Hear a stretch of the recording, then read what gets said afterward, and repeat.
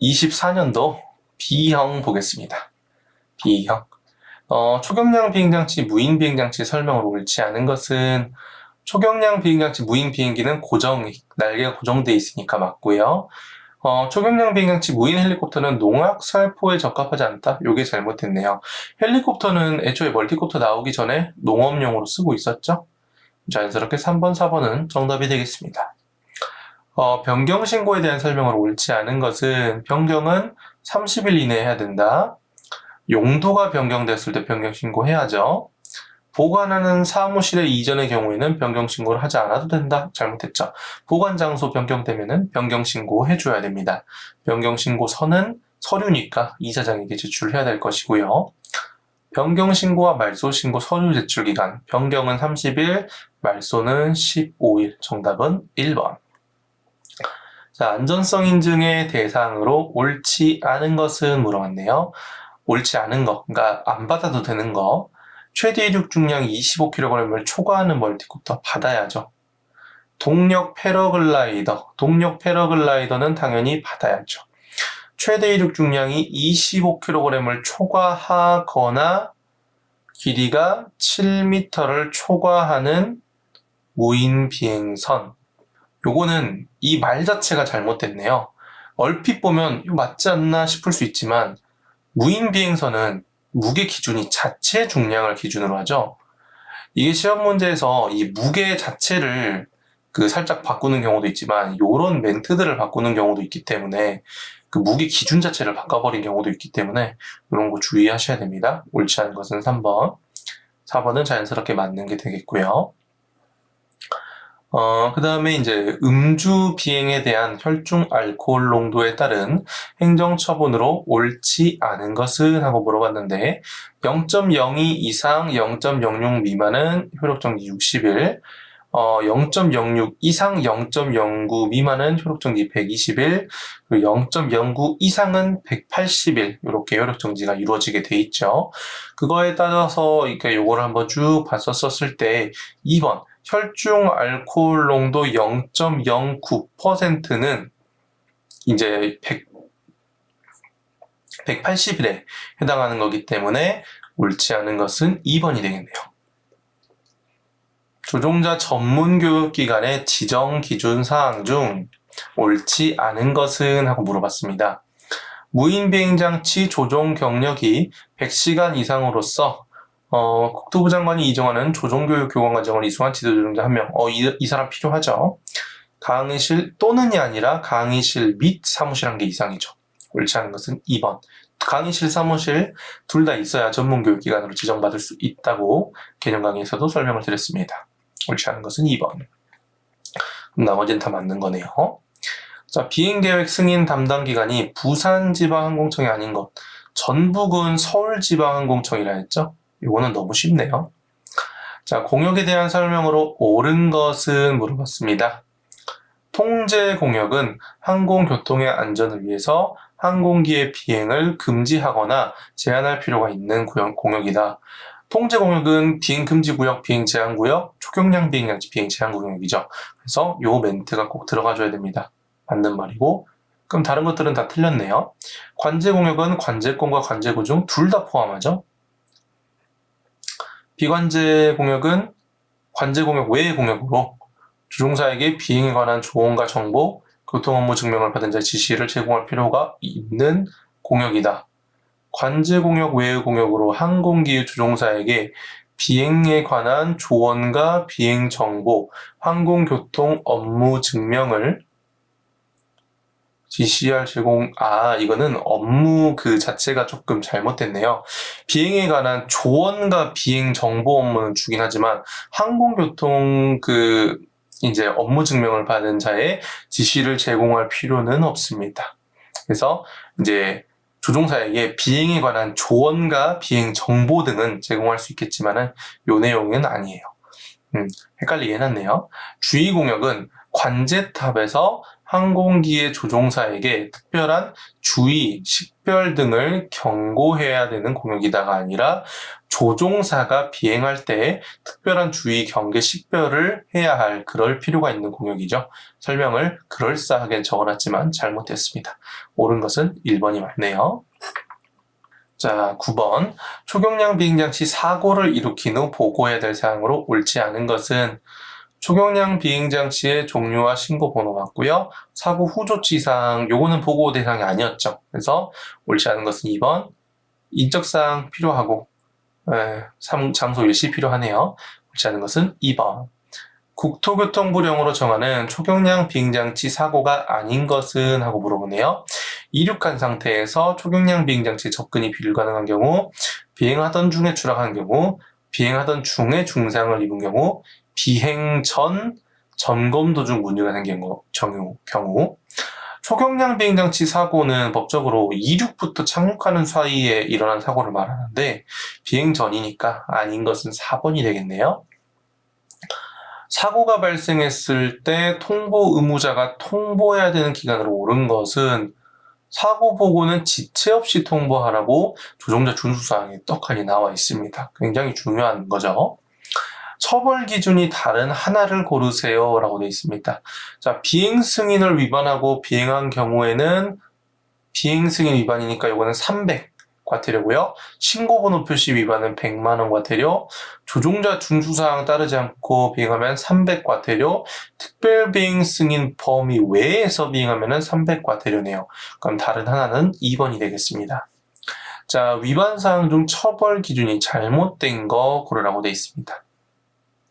안전개선 명령 위반 1000만원 벌금 맞고요. 사업개선 명령 위반 1000만원 벌금 맞고요. 비행 제한 공역은 500만원으로 지금 현재 늘어났죠. 500이고요. 사고 발생을 이제 거짓으로 통보한 경우 30과태료 맞네요. 틀린 것은 13번에 3번이 되겠습니다. 멀티콥터 형식에 따른 명칭으로 옳은 것은 6개 헥사 맞고요. 12개는 도데카, 4개는 쿼드, 8개는 옥토죠. 정답 1번. 멀티콥터의 주로 사용되는 배터리, 리튬 폴리머죠. 이거는 너무 쉽네요. 자, 유체의 특성에 대한 설명으로 옳은 것은 하고 물어봤습니다. 점성은 유체가 표면 위로 물체가 움직일 때 겪게 되는 저항이다. 요거는 아니고요. 점성은 이제 흐르지 않으려고 하는 성질이죠. 일반적인 공기의 경우 점성을 가지지 않는다? 공기는 유체니까 점성을 가지죠. 마찰은 두 물체 사이에 접촉된 부분에서 존재하며 날개의 표면 또한 다른 물체와 같이 표면이 거칠기 때문에 공기 흐름에 대한 저항을 초래한다. 맞는 말이네요. 정답은 3번. 마찰은 요건 점성이네요. 설명이. 대기압에 대한 설명으로 옳지 않은 것은 중력의 영향을 받아 무게를 가진 공기로 인해 물체 압력을 끼치는 현상을 공기의 압력, 대기압이라고 한다. 맞네요. 대기압은 위치에 따라 변화하며 온도에 따른 변화는 생기지 않는다? 아니죠. 온도가 변화하면 압력도 변화할 수 있죠. 따뜻한 공기는 이제 공기 운동이 굉장히 활발하기 때문에, 그리고 또 차가운 공기는 공기 운동이 굉장히 활발하지 못하기 때문에 압력도 그 밀도도 변하고 압력도 변하고 다 변하죠. 옳지 않은 것은 2번. 3번, 4번은 자연스럽게 맞는 거가 되겠습니다. 18번. 공역 및 항공 정보에 관한 설명이다. 다음 설명 중에 틀린 것을 고르세요 라고 되어 있습니다. 경계구역이란 대규모 조종사의 훈련이나 비정상 형태의 항공활동이 수행되는 공역을 말한다. 맞네요. 위험구역이란 항시 주의 경계 식별이 필요한 공역을 말한다. 위험구역은 항공기가 이제 비행을 할 때 항공기나 지상시설물에 대한 위험이 예상되는 공역이죠. 그러니까 이건 잘못된 설명이네요. 틀린 것은 2번. 군작전은 군사작전, 훈련은 훈련. 맞습니다. 1뉴티컬 마일은 몇 킬로미터인지 옳은 것을 고르세요. 1.852km죠. 항공 고시보의 유효기간은 A형에서도 말씀드렸다시피 3개월이고요. 송수신 장치에 대한 설명이다. 틀린 것을 고르세요 라고 되어 있습니다. 무인 비행 장치의 송수신 장치는 용도와 채널은 한 가지 방법으로 좀 돼 있다. 여기서 말하는 채널은 그 전파 수신 채널을 말하는데, 여러분 만약에 전파를 그 수신하는 채널이 한 개라면은 그 드론하고 조종기하고 그 연결을 할 때 옆에 것도 만약에 똑같은 전파를 쓴다 하면 자꾸 혼선이 나겠죠. 그래서 한 가지 방법일 수는 없습니다. 틀린 것은 1번, 나머지는 그럼 다 맞는 말이 적혀져 있는 거겠군요. 자, 비상 절차에 대한 설명이다. 틀린 것을 고르세요. 복귀 버튼을 사용해야 될 경우, 뭐 리턴 투 홈 같은 이제 그런 이제 이륙했던 위치로 복귀하는 그런 기능들을 말하는 것 같은데, 복귀 버튼을 누르면 처음 작동을 했던 곳으로 무인 비행 장치가 되돌아온다. 여기까지 맞는 말이고요. 복귀 버튼을 사용 시 장애물 회피 기능이 있기 때문에 장애물 유무는 확인할 필요가 없다? 아니죠. 장애물 회피 기능이 설사 있다 하더라도 장애물을 정확하게 이제 회피할 수 있는지는 미지수이기 때문에 이건 무조건 확인해야 되죠. 바로 틀린 게 나왔네요. 1번이 되겠습니다. 자, 23번. 비행 전 안전성 점검에서 세부 점검 내용들 중 틀린 것을 고르세요 라고 했습니다. 프로펠러의 장착 상태는 양호한지 점검해야죠. 전기 배선 점검해야죠. 스로틀 조작 시 작동 상태는 이륙 후 점검이죠. 스로틀을 조작했었을 때 작동 상태를 확인한다는 것은 기체를 띄웠다라는 건, 올렸다는 얘기니까, 기체를 상승시켰다는 얘기니까, 틀린 것은 3번. 통신 안전대책 점검 맞군요. 오케이, 정답은 3번. 페일세이프 기능에 대한 설명으로 옳은 내용을 고르세요. 페일세이프라는 기능은 이제 문제가 생겼었을 때, 어떤 오류가 생겼었을 때, 내가 설정해 놓은 최초의 세팅 값으로 얘가 자동으로 변환을 해서 돌아오는 것을 말을 합니다. 뭐 예를 들어서 문제가 발생했었을 때 그 자리에 착륙하기를 원한다. 그거를 세팅을 해 놓으면은 실제로 문제가 생겼을 때 그 자리에 착륙을 하고요. 아니면은 이륙했던 위치로 되돌아와서 착륙을 하라 하면은 그렇게 설정을 해서 착륙을 할 수 있습니다. 페일세이프 기능은 각 채널의 변이 값을 입력해 두고 전파 혼선 등에 대한 노 컨트롤, 배터리 이상 등 같은 문제가 발생했었을 때 페일세이프 설정 값으로 초기화되도록 하는 기능이다. 이게 설명 맞는 말이네요. 정답은 1번. 다른 것은 잘못된 거네요. 토크에 대한 반작용이다. 틀린 것을 고르세요. 토크에 대한 반작용은 뉴턴의 제3법칙인 작용 반작용 법칙으로 설명이 되지요. 한쪽 방향으로 회전하면 동일한 힘이 회전하는 반대 방향으로 작용하지요. 오른쪽으로 회전하는 프로펠러는 회전의 결과 왼쪽으로 반작용 힘이 생겨야 맞겠죠. 반대 방향으로 생기니까. 오른쪽으로 회전하는 프로펠러는 회전의 결과 오른쪽으로 반작용 힘이 생기는 게 아니죠. 왼쪽으로 생겨야겠죠. 그래서 4번이 정답이 되겠습니다. 바람을 일으키는 주요 원인, 제가 이거는 우선순위에 맞춰서 태양 복사 에너지의 불균형이 정답이 있으면은 그거 고르라고 했고, 이게 없으면은 기압 경도력을 고르라고 했습니다. 자, 27번. 주간에 산사면이 햇빛을 받아서, 주간이면 낮이네요. 낮에 여기 태양 있고, 온도가 상승할 때 산사면을 타고 올라가는 것은 골짜기에서 부는 곡풍이 되겠고요. 대한민국 부근의 위치에서 영향을 미치는 기단 중 해당하지 않는 기단. 남태평양은 존재하지 않죠. 요거는 이제 27, 28번은 다 암기 문제네요. 기후는 대륙성 열대, 대륙에서 부는 열대네요. 대륙에서 열대. 대륙에서 분다고 하면은, 대한민국이 35 한반도 있다고 하면 대륙이면 이쪽 중국 쪽인데, 중국에서 부는 바람은 어차피 이제 하나밖에 없죠. 양쯔강 기단. 조약돌을 배워놓은 것 같은 구름 조각들이 모인 것으로, 조약돌이 배열되어 있다고 하면은 CC, 조약돌 모양 CC. 구름의 약어에 O라는 거가 들어갔기 때문에 이렇게 외워주셔도 되고요. 사실 이 설명 자체를 아예 암기를 하는 것이 제일 정답이 좋습니다. 맞추기가 좋습니다. 정답은 C가 되겠네요. 권저군이죠. CC 권저군. 구름의 종류이다. 연결 중 틀린 것을 고르세요. 나왔네요. 층, 적은. 층은 S, 적은 C, 권 C. 그 다음에 정난우는 CB 따로 외우라고 했고, 저구는 CU, 층우는 ST로 외우라 했죠. 그럼 요거에 맞춰서 보면은 층저군이니까 SC 맞고, 층은 ST, 저구는 CU죠. 정난우 CB 맞네요. 틀린 내용은 3번. 빈칸에 들어갈 설명으로 올바른 것은, 난류는 지표면의 불등균한 가열과 기복, 수목, 건물 등에 의해서 생긴 회전기류와 바람 급변의 결과로 불규칙한 변동을 하는 대기의 흐름이다. 난류는 초에서 수시간까지 분포한다. 지상에는 난류가 스콜이나 돌풍 등에서 나타난다. 요거 그냥 이제 그 교재에 있는 내용 정확하게 암기를 했는지 그 암기에 대한 문제네요. 올바른 것은 그래서 1번. 빈칸에 들어간 설명으로 올바른 것은 무엇이 동반된 폭풍우 현상이다. 무엇은 번개에 의해서 만들어진다.